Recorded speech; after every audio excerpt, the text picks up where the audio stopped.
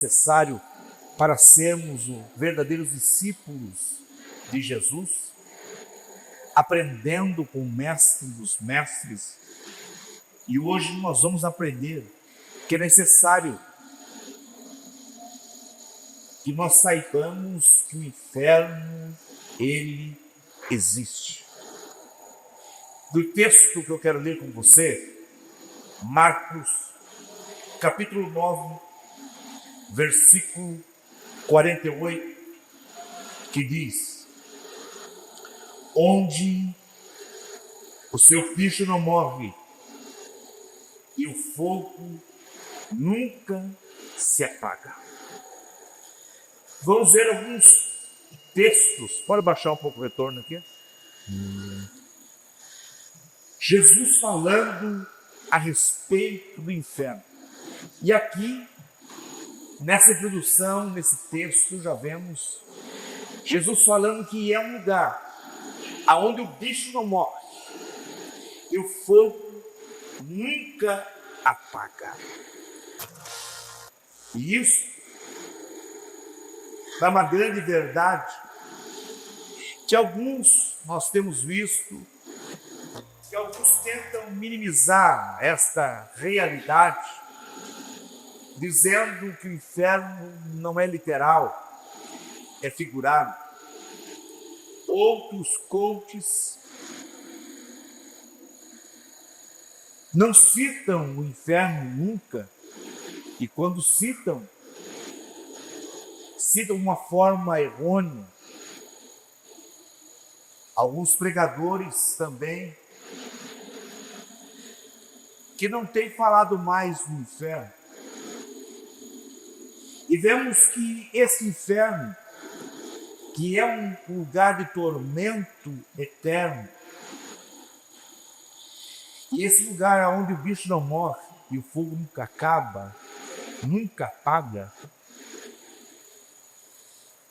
é um lugar que, assim como o céu, que há um engodo que diz que lá no céu não vamos nos conhecer, isso é um engodo, pensando com esse corpo, seria impossível entender, mas teremos um corpo de Cristo, como esse bem Paulo e também João falou a respeito disso, que teremos um corpo como o de Cristo. Paulo vai dizer que ele irá transformar esse corpo nosso abatido em um corpo glorioso semelhante ao dele, ao de Cristo. A mente diferente, aonde realmente a justiça estará em nossa mente. E também, se há uma realidade para o céu, o inferno também irá sofrer conscientemente, sem descanso. Não terá descanso. É um sofrimento eterno. Toda a eternidade é uma punição, uma condenação. A causa é o pecado. E vemos que quando falamos a respeito do céu e do inferno, e falamos a respeito de uma escolha, iniciamos sempre falando a respeito do convite universal de Jesus a todas as nações e gerações: vinde a mim. Esse convite para vir a Jesus, e às vezes alguém apresenta o evangelho, alguém não aceita, não é uma escolha entre ser crente e obedecer ao evangelho de Cristo.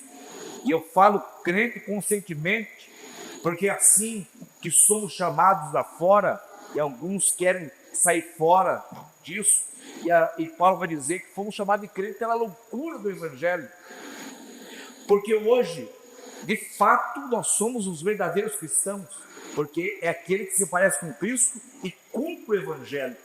Mas para diferenciar de muitos que estamos vendo hoje aí dentro do IBGE, mais de 90% dos brasileiros se dizem cristãos. E daí? São espíritas. Até o candomblé diz que é cristão. católicos e assim por diante. Então nós somos cristãos evangélicos da Igreja Evangélica Assembleia de Deus, chamado carinhosamente pelos outros lá de crentes que gostam da Bíblia. E isso para nós é um privilégio. Somos salvos pela loucura do Evangelho. Os nossos pais na fé eram chamados de crentes. E diziam: não chega perto daquele porque ele é crente. Toma cuidado. E quando chegava e conversava, a mente dele mudava, porque o crente era cheio do poder de Deus, conhecia a palavra de Deus, e aquela vida era transformada pelo poder do Evangelho. Mas não é uma decisão entre ser crente e não ser crente, mas é uma decisão, uma escolha, da onde passará a eternidade, no céu ou no inferno. Apesar de alguns filósofos dizerem que o inferno não há razão de ser, não tem como aceitar algo tão terrível para o homem. A esquerda filosófica dizendo: não, isso não pode. Pensadores, foge ao padrão dos direitos humanos. Mas aqui se cai por terra todos os poderes humanos. E agora quem é o juiz, quem manda? É o Senhor de toda a terra. Deus. E vamos ver a respeito disso. E fique tranquilo que o trono de Deus, as bases são a sua justiça e sua soberania. É justo. Quando alguém chegar lá no inferno, que é literal, e já foi inaugurado, já está em funcionamento, e eu quero dissecar aqui, não dá tempo hoje, lógico, entre inferno e lago de fogo são duas coisas distintas, e um é pior do que o outro. Mas hoje vamos falar do inferno. E quando se fala disso, na onde passará a eternidade, essa escolha tem que ser feita agora. Tem que ser feita agora em vida. Não adianta extrema-unção, não adianta missa de sétimo dia, não adianta acender vela, é agora. Tem gente que ainda está voltando atrás, as velhas práticas, achando que vai mudar. Prega o Evangelho agora. Tem que aceitar Jesus enquanto está vivo. É uma decisão para ser tomada enquanto está vivo. Aceitar o Evangelho. E quando olhamos para a palavra inferno, alguém diz: não, cristianismo é amor. E realmente a palavra que se resume o cristianismo, e toda a palavra de Deus é o amor. Já foi ensinado aqui pelo pastor Ricardo, eu também falei a respeito disso no outro dia, a respeito disso que é o amor. O versículo-chave da Bíblia, o textual da Bíblia Sagrada é João 3,16, porque Deus amou. Alguém diz: como que pode o Evangelho falar de amor e falar de inferno? Isso não vem de Jesus. Para o desespero de alguns, quem mais falou do inferno foi Jesus. E ele falou mais do inferno do que do céu.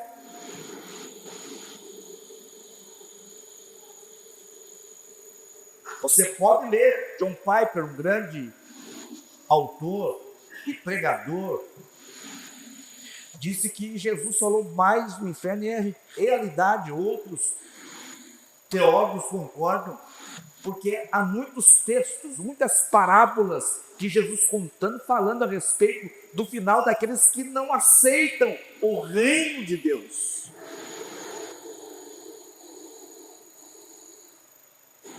Jesus falou, se tornou escriturístico aquilo que ele falou a respeito do inferno. O inferno é um lugar literal, um lugar real, assim como o céu é. Alguns estão dizendo que não existe céu, ou estão querendo viver aqui, mas o céu é verdade, existe. Jesus foi preparar um lugar. E vemos que esse inferno, que é real, os seus habitantes são todos aqueles que dão as costas ao Evangelho. O Evangelho está sendo pregado. Quantos anos? O Evangelho tem sido pregado a todas as nações, nesse bairro. E alguém pensa a respeito disso? Pessoas que vivem uma vida de pecado, recusando o sacrifício do Calvário, vivendo uma vida de pecado, e você passa a pensar: o que Deus fez? Havia uma condenação sobre nós. O que Deus fez para que você tivesse salvação? Nós vamos ver depois. O que Deus teve que fazer? E agora esse Deus que enviou o seu único Filho, para que nós fôssemos libertos da condenação do inferno, como escreveu bem Paulo, falando a respeito disso na carta aos Romanos, dessa condenação que estava sobre nós. Então o inferno, aqueles que estão vivendo em pecado, alguém está dizendo: não vai para o inferno. Não adianta, pode ser parente do pastor, pode ter vivido a vida inteira na igreja e se desviou, está caminhando para o inferno. Pecou, não consertou, não confessou, ou estará no mundo. Pode ser o homem mais bondoso dessa terra. A resposta é a mesma que Jesus deu ao enfermo de boa qualidade em Marcos capítulo 10. Ainda me falta uma coisa. Precisa aceitar Jesus, meu irmão. Precisa aceitar Jesus. E nós vemos que a palavra inferno no Velho Testamento, a palavra hebraica para inferno é Seol, que quer dizer literalmente lugar dos mortos. E nós vemos em Jó, capítulo 24, versículo 19, falando a respeito dessa condenação já lá no Velho Testamento. Mas eu quero ler com você Salmo. Tem Salmos 9 e versículo 17. No Velho Testamento, esta palavra inferno, Seol, que diz: os ímpios serão lançados no Seol, no inferno, e todas as nações que se esquecem de Deus. Está aqui. Lá no Velho Testamento, poderíamos trazer outros textos. E no Novo Testamento, seria a tradução do hebraico para o grego, a palavra Hades, que também quer dizer a mesma coisa, mas no Novo Testamento, Jesus irá dar uma lição que no Velho Testamento não é tão explicado a respeito do inferno, e Jesus vai explicar exatamente o que é o inferno. E semana que vem vamos dissecar aqui, Lucas capítulo 16, a narrativa do rico e Lázaro, porque não é parábola. Está na epígrafe que é palavra, mas sabemos que não é uma parábola. E vamos explicar a razão disso. Jesus ensinando com profundidade a respeito do inferno. Então, Hades seria o grego de Seol, que quer dizer realmente esse lugar de tormento, a qual já está escrito no Velho Testamento. E também outra palavra para inferno no Novo Testamento é Geena. E Jesus vai usar essa palavra fazendo uma analogia a um local que existiu ali em Jerusalém na época de Jesus, que no Velho Testamento nós vemos que em Jeremias capítulo 7, 32, Jeremias vai falar a respeito disso, a respeito do Vale de Rinom, que Geena quer dizer literalmente Vale de Rinom, aonde eles passavam os filhos por Moloque, sacrificavam os seus filhos queimados vivos a Moloque. E ali nós vemos em 2 Reis, capítulo 16, versículo 3, que até o rei Acaz passou o seu filho pelo fogo, por Moloque. E esse vale, que para muitos era amaldiçoado, se tornou um grande lixão. Ficava ao lado sul de Jerusalém e ao oeste. E nesse lugar queimava 24 horas. E quem passava ali via o fogo queimando o lixo, animais mortos, até mesmo corpos ali queimando 24 horas de indigentes, pessoas também que estavam ali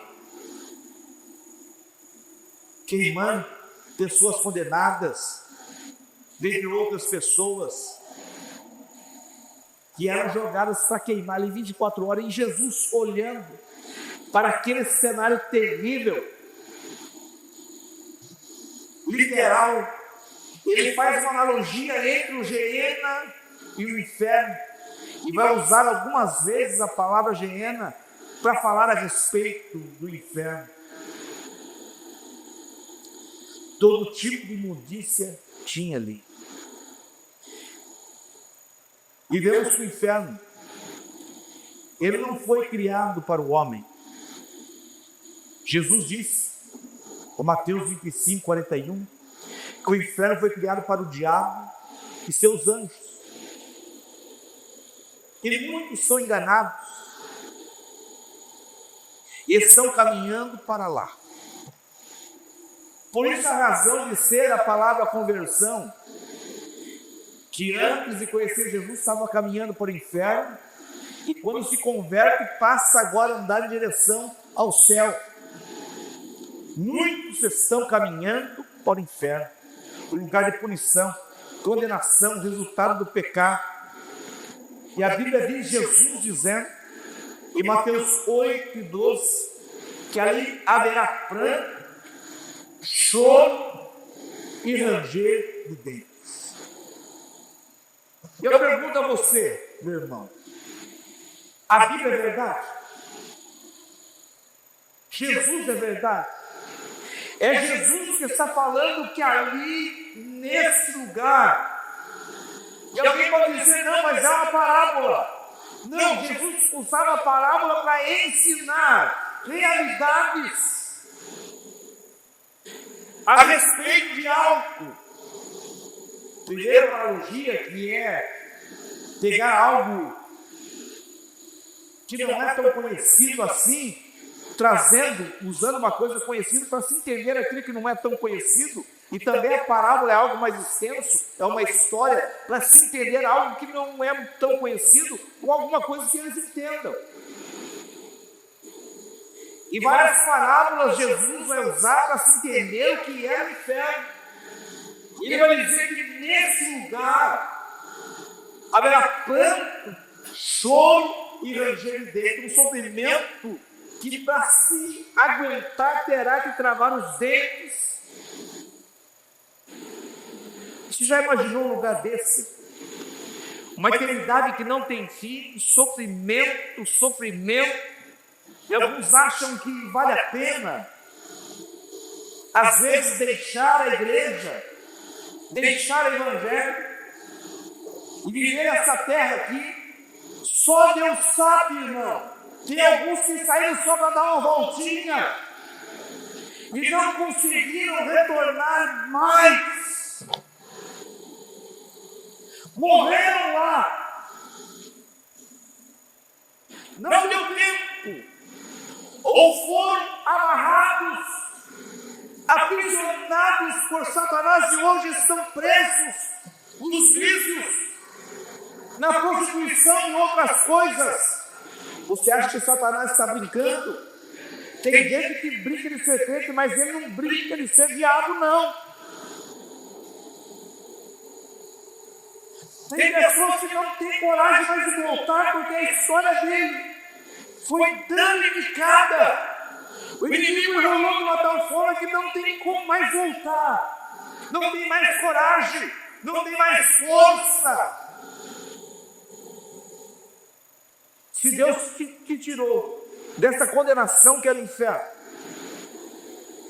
e te colocou andando em direção ao céu, porque retornar para o caminho da outrora,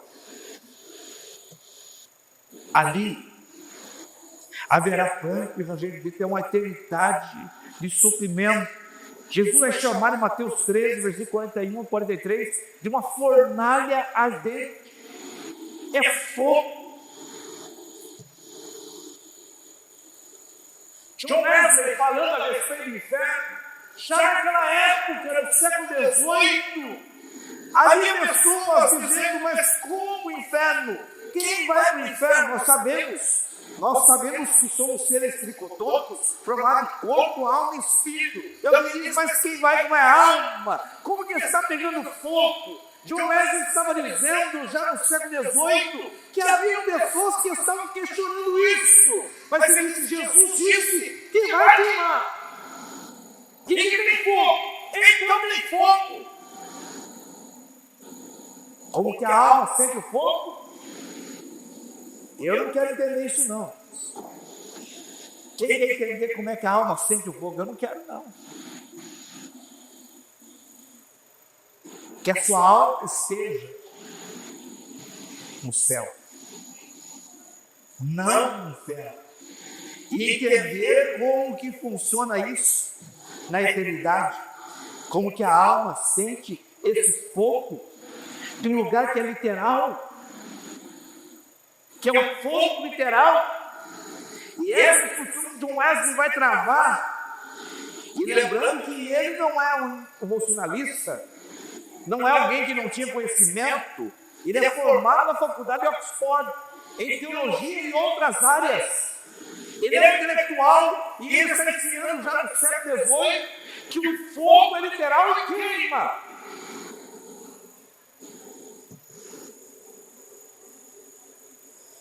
Ali seus habitantes estão aprisionados em trevas. Jesus disse isso.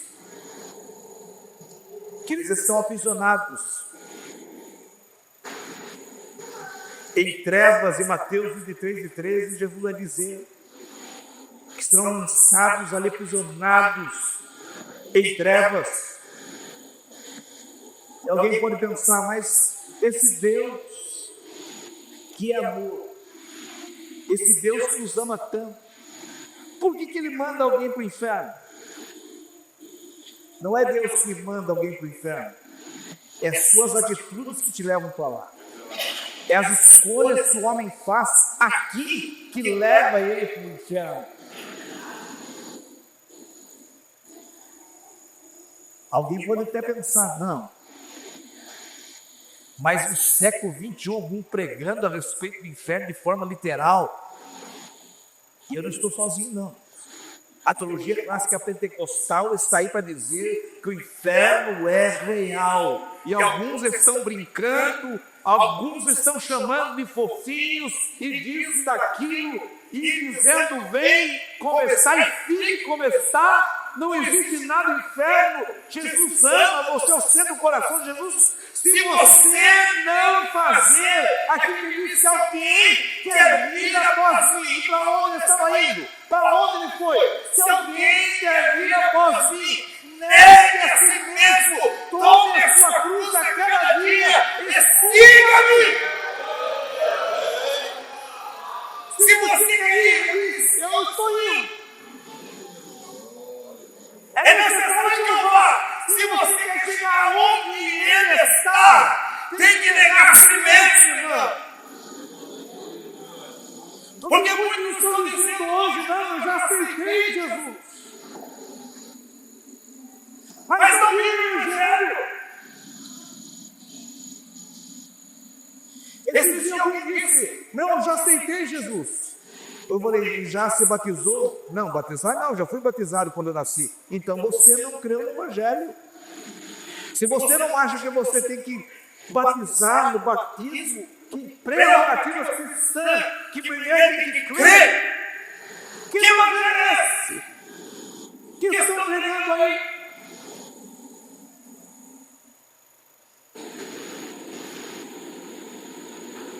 Essa atitude. E eu vim dizer, mas será que é justo? Será que é justo? O homem passado é que dá um lugar tão terrível. Alguns para eles ficaram isso. Acharam que o homem ia acabar com o inferno.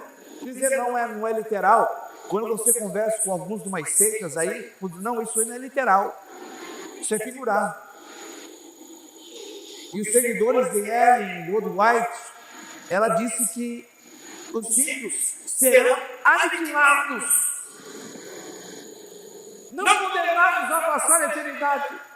E essa palavra a respeito é ensinada até por doutor em arqueologia, entende a arqueologia, mas não consegue entender os textos bíblicos. E vai na conversa com mulher que diz que os ímpios serão aniquilados. Não é isso que Jesus falou. Ele falou de uma condenação eterna.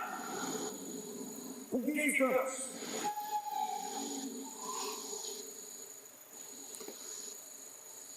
Porque ser aniquilado, para alguns seria fácil.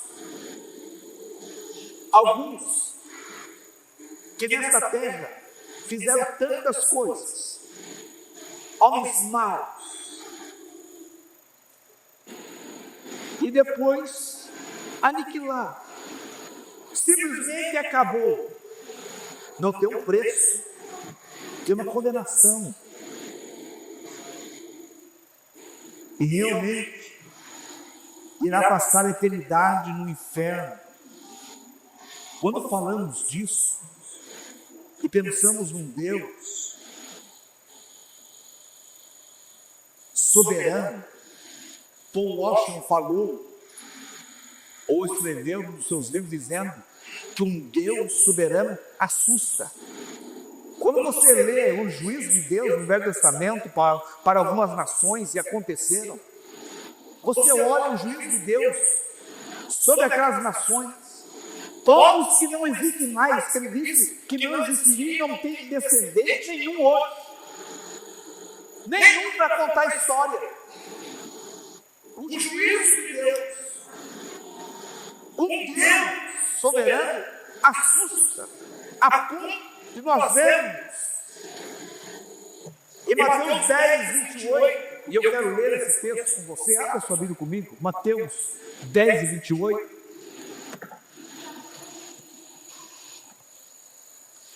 Olha o Deus soberano. E tem gente que tem medo de um monte de coisa.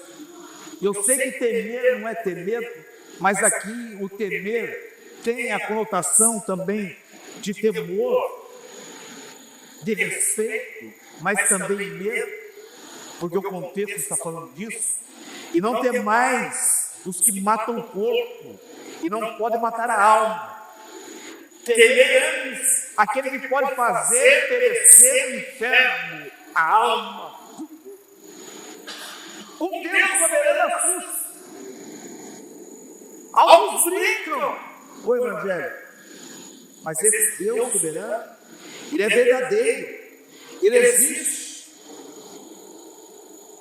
Tanto é que a existência desse inferno nos faz pensar o quão terrível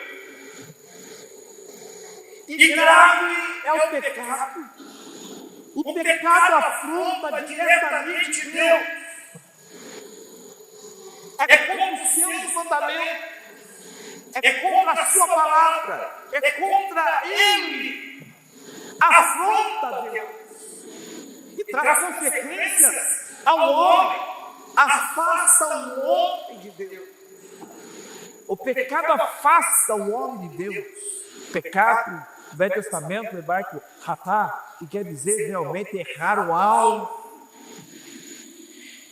E no Novo Testamento, em grego, hamartia, que fala a respeito de transgressão contra este Deus Todo-Poderoso.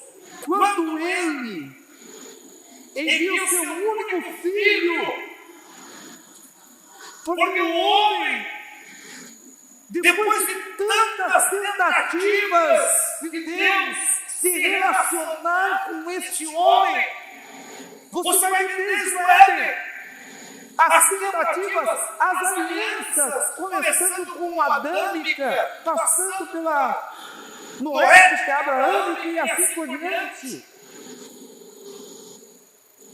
Todas as tentativas de Deus de se relacionar com o homem.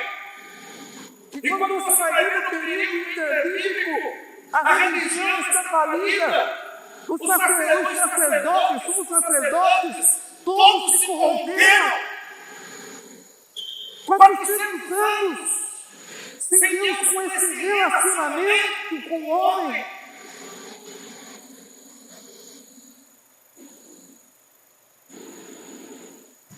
O qual eu gostaria de ter. Apesar de algumas exceções, mas o que Deus esperava desse relacionamento era muito mais. Agora Deus vê que não há um justo sequer. Nenhum. E Ele envia seu único Filho para acertar essa situação. E a cruz faz o elo entre esse homem condenado que o salário do pecado é a morte. E Paulo escreveu em Romanos 5, 12, dizendo que foi o homem com o pecado do mundo e com o pecado da morte, e essa passou a todos os homens, falando a respeito da magnitude, universalidade do pecado. Passou a todos os homens, Ele enviou o seu único Filho. E você pensa, Jesus na cruz agora morrendo. E alguns têm que dizer a respeito de Jesus na cruz, usando linhas de pensamentos tão ruins, que Jesus teve medo da cruz. Ele era 100% Deus, mas era 100% homem, falando a respeito da união hipostática ou a sua deidade. Não, mas Jesus não teve medo da cruz. Ele veio para isso. Para significar por quê? Uma linha de pensamento importante dentro da teologia clássica pentecostal está em Hebreus capítulo 5, versículo 17, que ele tinha medo do seu corpo não suportar, porque ele diz, e ele suplicou aquele que poderia livrar da morte, e foi ouvido no que pediu. Mas ele não morreu. Que morte é essa? A morte prematura do seu corpo, não suportar tudo aquilo que ele teria de suportar durante o julgamento. O chicote, a cruz. Mas ali o pensamento mais importante da teologia clássica pentecostal é que toda a eternidade. Eu uso aqui, apesar de não ser correto, teologicamente dizer eterno passado, mas para se entender, desde o eterno passado, a Trindade está junto, Pai, Filho e Espírito Santo, e naquele momento ele se tornou maldito por nós. E o Pai virou as costas para ele. E ele cita o salmo do Messias sofredor, dizendo: Eloi, lama sabachthani, Deus meu, por que me desamparaste? A única vez na história esse parece a separação do Pai e do Filho. Agora você pensa o sofrimento do Pai e do Filho morrendo, se tornando maldito por nós. Agora eu quero que você pense agora do ponto de vista de Deus, alguém negando esse sacrifício. Alguém dizendo: eu não quero esse sacrifício. Eu não aceito esse sacrifício. O céu se movimentou por nos amar. Filipenses 2 fala da humilhação do Filho. Ele deixa a sua glória, ele se despe a sua glória, da sua roupagem de glória. Ele sendo Deus, não tem usurpação ser igual a Deus, mas ele diluiu-se a si mesmo. Para que nós fôssemos salvos, e eu não olho para a cruz. Ele diz: eu não quero.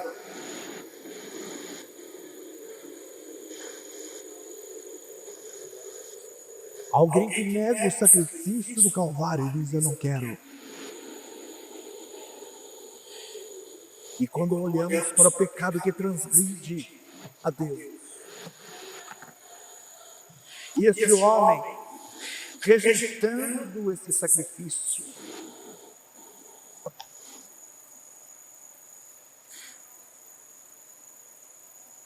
aonde você passará a sua eternidade? As horas me mandam parar. Aonde você passará a eternidade? Os habitantes do inferno não é julgar ninguém. Não posso julgar. Mas eu acho que quem for para lá, se procurar, vai encontrar ali talvez Anás, Caifás,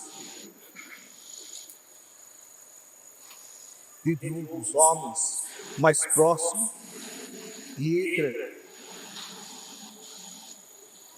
Mussolini, dentre outros homens maus que pisaram esta terra, homens maus de todas as épocas, estarão ali, mas estarão também homens que aos nossos olhos eram bons, mas rejeitaram o sacrifício do Calvário. Com quem você quer passar a eternidade? Com quem? Nós vemos em Mateus 8:11.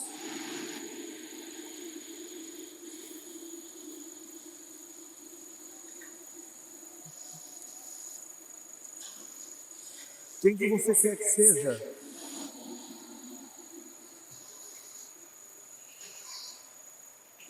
Aqueles que passaram a eternidade com você. E pessoas, eu fico imaginando pessoas que enganaram outras pessoas. Ali estarão charlatões da fé, que corromperam o evangelho, trouxeram um outro evangelho fraudulento, e enganaram muitos. E quando chegar ali, eles irão se encontrar lá. Eu sei que o negócio não vai ser bonito. Você não quer passar com essas pessoas más aí. Mas aqueles que desejam realmente passar Poderão passar, Mateus 8,11 diz, mas vos digo que muitos irão do Oriente e do Ocidente e assentar-se-ão à mesa com Abraão, Isaque e Jacó no reino do céu. Aonde você quer passar a sua eternidade? Porque aqueles que estão debaixo do jugo do pecado, o Pai vai falar assim, no versículo 23 de Mateus 7, então direi abertamente, nunca vos conheci, afasta-se de mim, apartai-vos de mim.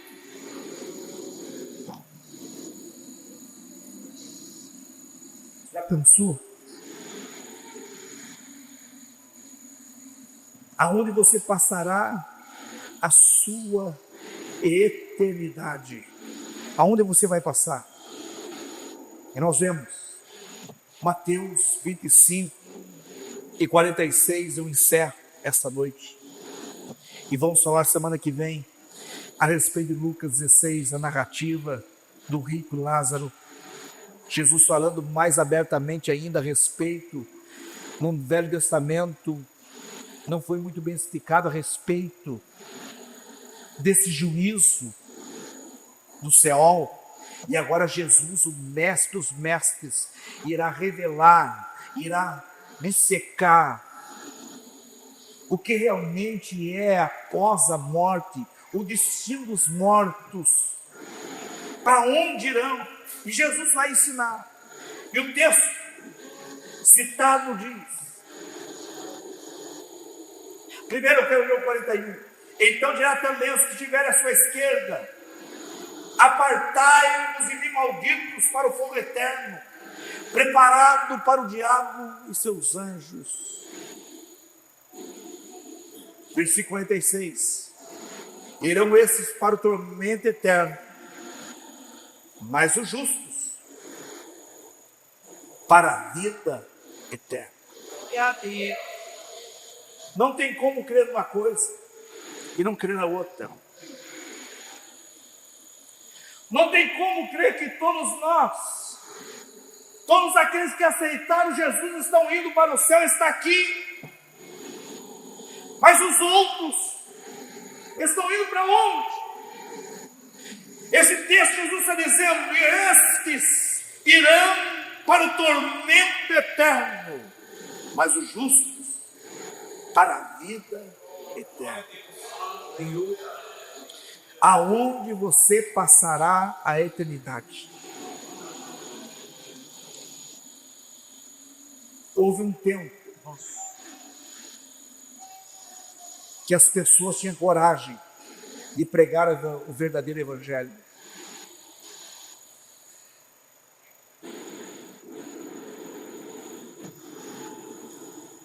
Mas Deus está dando ousadia a você esta noite, porque nós temos que ter cuidado, porque muitos têm deixado de ouvir a palavra do evangelho como ela é. Não existe um meio termo, um atalho, não existe. É dois caminhos, é duas portas, a porta estreita, a porta larga, o caminho que vai para o inferno e o caminho que vai para o céu. São dois caminhos, duas portas. Ou entra por Jesus e passa a eternidade com Ele, ou vai passar a eternidade com o diabo, os seus anjos, anticristo, falso profeta, besta, que iremos ver a respeito do lago de fogo daqui 2 semanas. Esta mensagem, alguns, quando ouviam esta palavra, tremiam, ficavam com medo. E realmente, se você for ver o que esse mundo pode oferecer a alguém, e você trocar uma eternidade no céu, mas tem pessoas, eu falo com tristeza, não crê mais no céu, pastor Ricardo, não acredita mais no céu. Eu não estou falando de pessoas que não servem ao Senhor, estou falando de pessoas de dentro da igreja que não crê mais no céu.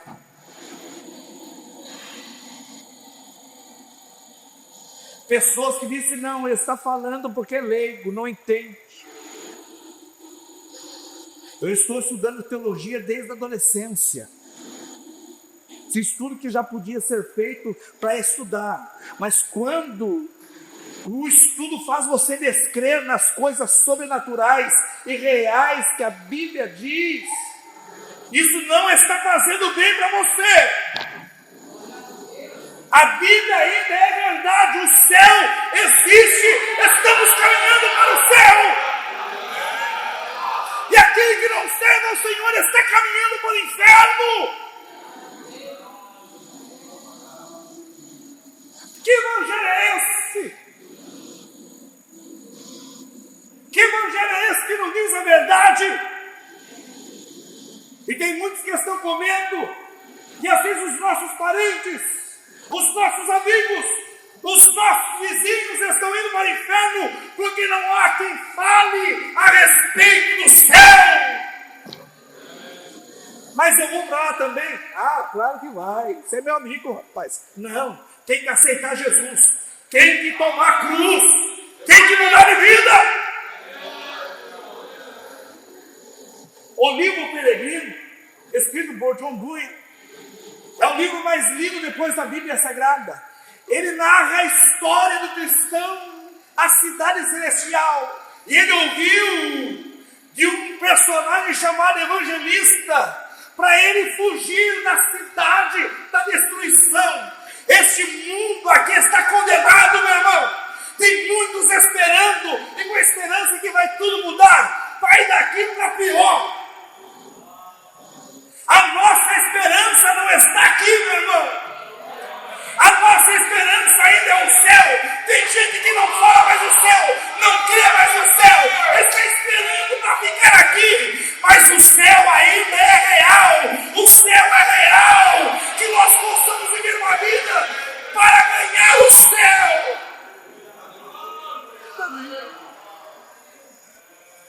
Paulo escreveu na sua carta aos Coríntios, na primeira carta aos Coríntios, capítulo 19, capítulo 15, versículo 19, dizendo: se esperarmos em Deus apenas nesta vida, somos os mais infelizes dos homens. Quantos que estão esperando só nessa vida? Há um céu que nos aguarda. Há um céu que nos aguarda. E tem gente escondendo o inferno. Não existe inferno. O inferno existe. Ou você diz que Jesus disse uma mentira, ou você diz que esses textos não são reais, ou você acredita que existe um inferno, que existe para o salvo um lugar de glória, que foi prometido por ele. Coloque de pé, meu irmão.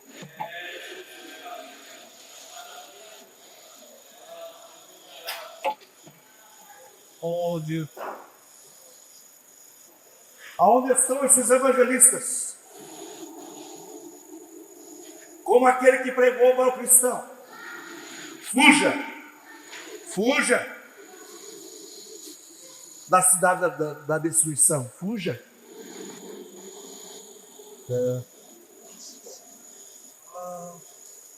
Se você está vivendo com um pé no mundo e um pé na igreja, cuidado, fica na igreja, siga o evangelho, siga o evangelho, aonde você passará a eternidade. Eu me lembro que quando eu era adolescente e criança, nós entregávamos, né, Joel, um folhetim que estava escrito assim: aonde passará a eternidade. Onde um homem amassou e jogou na minha cara. O outro jogou fumaça de cigarro na minha cara. Mas eu entregava um folheto que dizia: aonde você passará a eternidade. Você sabe? Então, não sei, então leia esse folheto. Quando eu falei aonde você passará essa eternidade, ele tomou minha mão, amassou e jogou na minha cara. Talvez seja um pregador do evangelho hoje, porque aquela semente ficou plantada. Eu pergunto a você essa noite: aonde? Onde você passará a eternidade? Com Cristo ou sem Cristo? Aquele que quer ganhar a sua vida perderá. Mas aquele que perder a sua vida, vai ganhar. Vai ganhar. Oi, vai ganhar. Canta, Sebastião. Eu quero orar por vocês, já vamos terminar.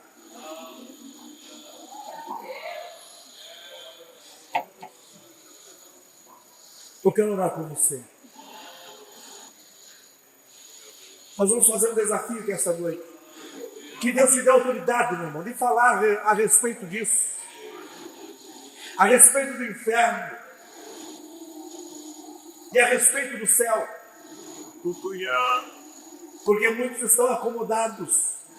A idade está chegando. O tempo está passando. Estamos preparados. Você quer autoridade para falar desse Jesus e ser esse evangelista que vai falar a respeito dessa discussão? Vem para frente.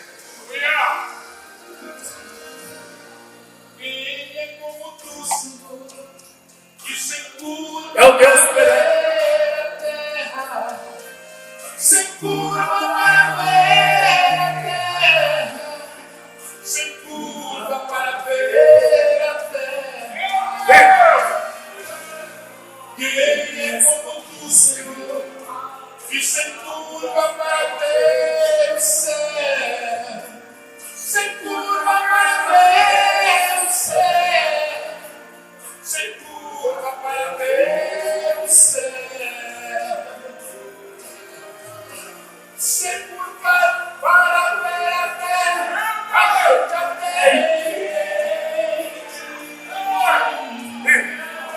mas segura para ver o céu, recebe entendimento. Tua grandeza é maravilhosa, não tem explicação. Receba minha coração, receba minha coração, receba minha coração, Desde o céu.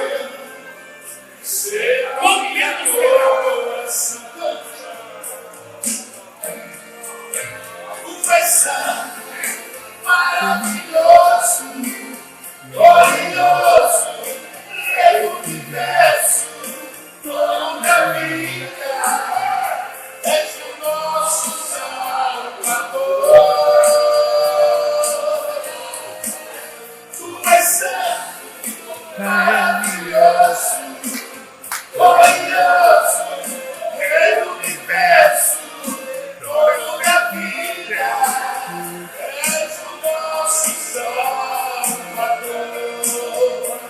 Receba minha coração, receba minha coração.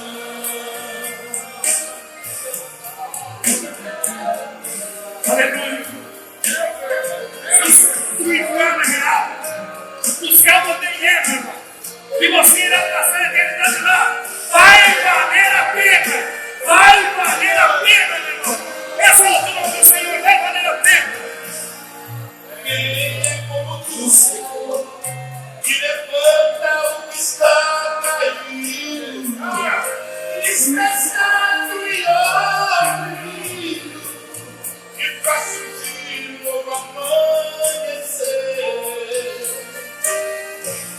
Ele é como tu, Senhor, que mostrou lealdade a Davi, mesmo quando ele errou, mas o Senhor não tirou tudo dele. Ser leal ao seu servo Davi, a gente é dele.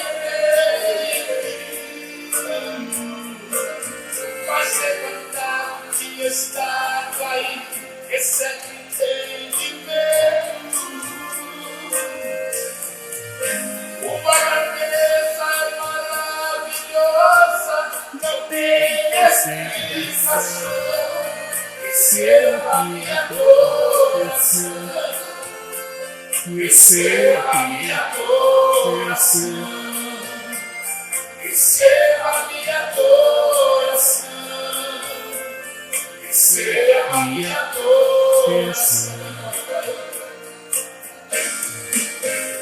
és santo, maravilhoso, glorioso, Rei do universo, dono da vida, és o nosso Salvador.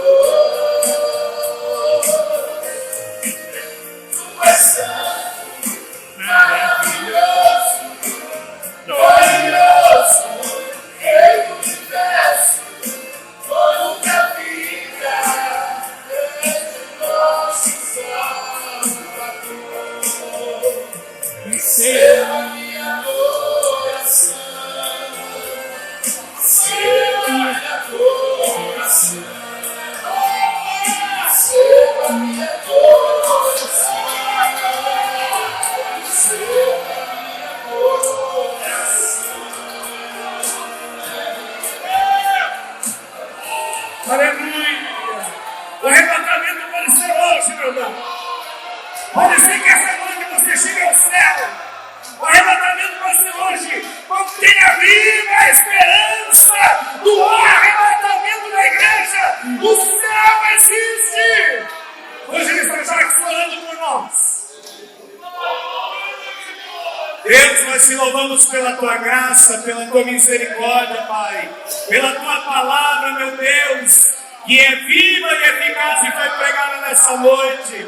Ó Pai Santo e Pai maravilhoso, que essa palavra, Senhor, possa, Senhor, descer ao nosso coração e nós possamos estar, Senhor, fazendo a tua vontade, o teu querer, na tua presença, meu Pai, para que possamos naquele dia glorioso da tua volta, Pai, estar contigo para todo sempre, te louvando, te adorando, bendizendo o teu nome eternamente, Pai. Ajuda teus filhos, ajuda a tua igreja, ajuda o teu povo, meu Pai, que o teu Espírito Santo possa agir em nossas vidas e nós possamos, meu Pai, fazer a tua vontade, o teu querer. Pai, mas nos ajuda pela tua graça e misericórdia. É que nós te pedimos, Pai, nós te louvamos e te agradecemos no nome santo e amável do teu Filho Jesus Cristo. Amém. E graças a Deus.